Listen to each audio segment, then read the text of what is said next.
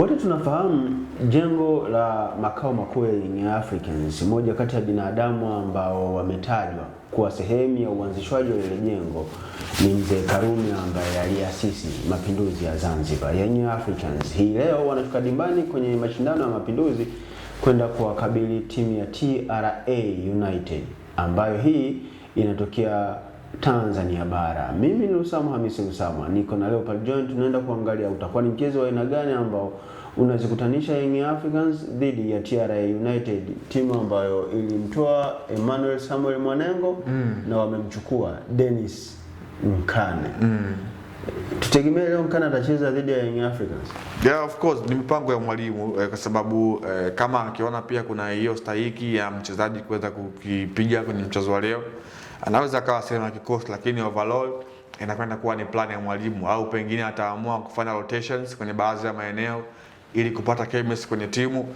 Ni maamuzi ya mwalimu the same kutokana na plani yake kuelekea mchezo wa leo, lakini kikubwa inakwenda kuwa ni mechi ngumu ambayo ni derby kwa kiasi fulani, kwa maana ni derby ya Tanzania bara ndani ya visiwani. TRA na Young Africans hawa wamekuwa ni mahasimu tangia ilivyokuwa Tabora United ilipomfunga Young Africans 3-1 katika mchezo wa NBC katika uwanja wa Azam Complex Chamazi, mpaka Young Africans wakaukimbia uwanja. Hawa ndio walikuwa sababu. Kwa hiyo inakwenda kuwa ni mechi ngumu ambayo kila timu inatamani kuweza kucompete, na Young Africans huenda akapata ile test kidogo kutokana na ugumu ambao wako nao TRA kwa sehemu moja ama nyingine, lakini pia compared hawa wote wamekuwa wanafahamiana, kwa maana wote wapo katika ligi moja. Kwa hiyo by the intensity unaweza kusema hapo katika Samsung lakini Young Africans anakuwa juu kutokana na aina ya kikosi ambacho yuko nacho, lakini pia katika numbers za mchezaji mmoja mmoja, kwa maana ni wazi mchezaji kama Pacome Zouzoua TRA hawana, lakini by the way inakwenda kuwa ni mchezo mzuri ambapo tunakwenda kushuhudia wachezaji ambao wanakwenda kucompete. Salum Chuku katika eneo la kushoto la TRA namtegemea kuweza kumwona katika hilo eneo leo, lakini pia Jean Noel Amonome Mindalango, huyu raia wa Gabon, anaweza pia kuwa sehemu ya kikosi hii leo, lakini pia kuna baadhi ya midfielder Mzanzibari kwa maana Abdulaziz Makame Bui yupo katika kikosi hii leo, lakini pia kuna washambuliaji ambao tumekuwa tunawahusudu kama vile namzungumzia nyota wa zamani wa Azam FC na Simba kwa maana ya Shabani Idi Chirunda, anaweza pia kuwa sehemu ya kikosi hii leo, lakini pia Mzanzibari mwingine kwa maana namzungumzia alikuwa ni striker kwenye michuano ya China Taifa Stars, jina lake limenitoka kidogo, namzungumzia bwana mdogo kutoka Zanzibar, jina lake limenitoka, lakini ni sehemu pia kikosi katika upande wa Tabora. Kwa hiyo inakwenda kuwa ni mechi nzuri na mechi ngumu ambayo hawa wote wamekuwa wanafahamiana vyema na wamekuwa wakikutana katika michuano ya ligi kuu, lakini pia katika michuano ya CRDB kwa maana ya shirikisho la FA, lakini pia ni sehemu pia ya Mwalimu Pedro Goncalves kwenda kuandaa kikosi chake kuelekea mchezo wa National Al Ahly Januari 23 huko katika uwanja wa Cairo Stadium, kwa maana anataka kuweza kupata chemistry, kwa maana asilimia kubwa ya Young Africans ukiwatoa walinzi wao wakati Young Africans bado ipo, kwa maana yani Young Africans mpaka imekwenda katika mchuano ya mapinduzi, sehemu ambayo haijakamilika ni kwenye eneo lao la ulinzi, kwa maana Djigui Diarra ambaye yupo kwenye timu taifa ya Mali, Ibrahim Baka, Dickson Job, Mamnyeto, kwa maana ya Mohamed Hussein, hao ndio ambao wamekosekana kwenye kikosi, lakini namba kubwa ya wachezaji wanapatikana, kwa maana eneo la midfielder wapo watu wote, eneo la kushambulia Prince Dube bado hajaelekea kikosini, lakini naye pia amesharejea nchini Zimbabwe, yuko katika huku kusini mwa Afrika. Kwa hiyo Young Africans wanakwenda kunufaika na hiyo advantage na kuwa na namba nyingi ya wale regular starter wao katika hichi kikosi ambacho leo Mwalimu Pedro anaweza kukiamini kuelekea mchezo dhidi ya TRA. Mamadou Doumbia na Musa Balakonte hawajaonekana kwenye kikosi cha Singida Black Stars ambacho wengi tunafahamu ndiko ambako wanapaswa kuelekea, lakini taarifa kutoka ndani ya Young Africans ambazo hazijarasimishwa ni kwamba wale wachezaji bado wanaendelea kusalia kwenye kikosi cha Young Africans kwa sababu hawajaridhia kuondoka. Tutegemee kuona kwenye mchezo wa leo? Yeah, of course sisi tuna mpaka hivi sasa, kwa maana hakuna taarifa yoyote, tunaamini kwamba Musa Balakonte na Mohamed Doumbia bado ni mali ya Young Africans.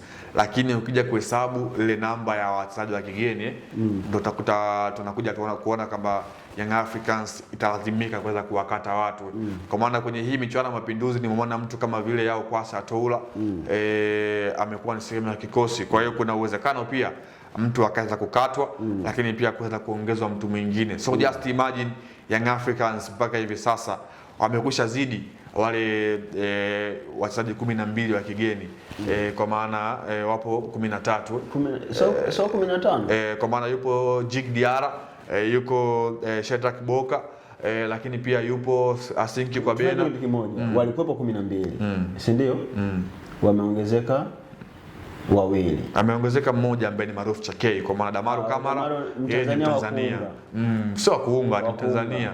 Lakini pia Yao naye pia ameweza kuongezwa kwenye hicho kikosi by the way. 15. Okay, Andy Boyeli ingawa haijatoka taarifa rasmi kwamba hayupo tena kikosi cha Yanga. Ameweza kurejeshwa. Watabakia 14. 13. Kuna watu wawili 14, si watu wamepata 15. 13 tunabakia. Sorry. Young Africans kwenye dirisha kubwa lililopita walikuwa na walikuwa na jumla ya wachezaji 12. Ukimtoa Yao akiwa hayupo wanabakia 12. Sasa Yao kaingia, si ndio? Anakuwa 13. Anakuwa 13. Wakati huo ametoka mshambuliaji Andy Boyeli. Shida Damaru ananichanganya. Wanakuwa 12. So compare na Maruf Chakei wanakuwa 13. So unaona Damaru ananivuruga. Kama akija Gerson Dara au Di Maria ndo wanaweza wakawa na namba kubwa ya washambuliaji. Na akija na Okelo. Na ni Okelo, lakini ndio hivyo tunasikia kwamba Balakonte Dumbia huenda panga likawakuta, lakini binafsi juzi bwana alishawakuta, sema ni binadamu wenye misimamo na wanaojitambua. Lakini Yanga wanataka stahiki zao hata kama ni mimi. Yanga ni timu ambayo imekuwa hivi karibuni wamekuwa hawatoi hata ile thank you kwenye Instagram zao. Wamesema kama ni sehemu ya kumdhalilisha mchezaji. Tumeshuhudia umekuwa sio utaratibu wao kwa siku za hivi karibuni. Wamekuwa wanamwacha juu tu. Na unashangaa tu mtu hayupo. Wanaokopa kumdhalilisha mchezaji wao, halafu wanawakosea heshima mashabiki zao. Kipi sawa sawa? Yaani taarifa inatoka kupitia afisa habari wa klabu. Lakini kumtangaza, kumwandikia mabango kama thank you. Wao wameona kama vile ni kumdhalilisha yule mchezaji. Mwambie huyo aliyotoa hiyo statement, sisi ni Watanzania, tuna akili timamu na tumesoma Cuba. Tunafahamu kitu gani anakotazama mwenyewe. Mimi sio kijumbe wako kwamba nitoke hapa. Wewe unaweza kumwambia hakuna. Sasa huo utakuwa jumbe. Tanzania sio wepesi wala sio wajinga. Huo utakuwa ni kwamba wanajua wakiweka ile post ya thank you wataambiwa wakati mnaenda kumsajili hamkumuona, mlikurupuka. Wanaokopa yale maneno yatakayokuja pale, ndogo wanachokiokopa. Lakini hakuna mchezaji ambaye atakaa kwenye timu muda wote. Sasa kwa nini wasitoe thank you? Yaani hakuna, yaani hiyo inakuwa ni mbaya sana kwa sababu kwa nini hawatoi thank you? Wakati anaondoka Stefan Kiaziz, unaona ile guest of honor ambayo walimfanyia, yaani mpaka mechi ya mwisho Aziz anacheza, hakuna mtu ambaye anafahamu. Tunakuja tu kuona Aziz Ki ametambulishwa Casablanca Wydad. Yaani Young Africans wapo professional zaidi. Sasa mtu umeshaona. Yaani kutokumwaga mtu ni professional. Yaani mtu umeshaona kule. Nisikize basi kwanza. Sorry. Yaani kutokumwaga mtu ndio professionalism. Yaani mtu anaweza akaagwa, lakini sio kupitia kwamba mnamwandikia bango, mnaweka picha yake, afu mnamwandikia. Wewe ule sio udhalilishaji. Kuandika thank you sio neno la udhalilishaji. Thank you ni appreciation. Kile ambacho amekuwa Chakei mjiunga na Young Africans, ndio? Umeona bango la welcome Young Africans? Chakei. Ni vile bado mambo hayajakaa sawa. Lakini sasa watu wameshamuona. Yaani kwa taarifa ilitoka. Kwa nini Damaru walimtambulisha? Of course, kwa sababu Damaru watu wengi walikuwa wanataka sasa kufahamu. Kwa hiyo Maruf Chakei watu wanataka kufahamu. Lakini ile pale ilikuwa ni watu wanafahamu. Yaani siasa za mpira wa Tanzania ziko hivi. Young Africans hawataki kutambulisha mchezaji kwa sababu kuna vitu bado havijakaa sawa. Unanielewa? Yaani hawa Musa Balakonte na Mamadou Dumbia hawajakubali kuondoka ndani ya klabu ya Young Africans, and that's why hawajamtambulisha Maruf Chakei.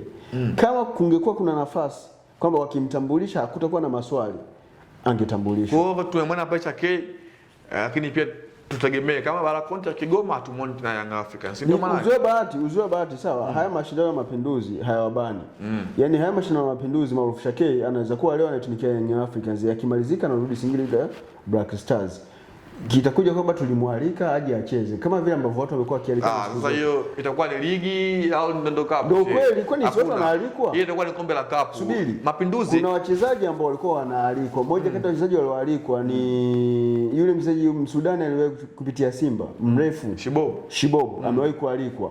Kulandana ambaye sorry to say Kulandana. Yupo striker yule wa Mlandege aliyefunga Simba kwenye mchezo wa fainali, alialikwa kwenye yale mashindano. Umeelewa?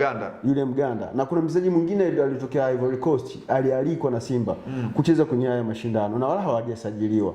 So, Maruf Shake ikitokea imeshindikana kujiunga na Young Africans kwa vigezo kwamba wameshindwa kuvunja mikataba ya hawa wachezaji wawili, ikikosekana nafasi ya kumuingiza Maruf Shake, tutaambiwa alikuwa maalikwa aenda kaitumikia Young Africans kwa kipindi hiki cha kombe la Mapinduzi. So, hakuna kingine kitakachoendelea. Kitu cha msingi, Young Africans waishi kwenye professionalism kama vile ambavyo wewe unayohitaji. Mtu akiondoka waseme thank you, akiingia waseme welcome. Huo ndio uungwana. Hii the golden boot inafikia tamati. Tulikuwa tunaizungumzia Young Africans sana mashindano ya Mapinduzi. Mimi ni Hamisi Musamwa, sijaongea kwa hasira. Huu ndio Utanzania wetu.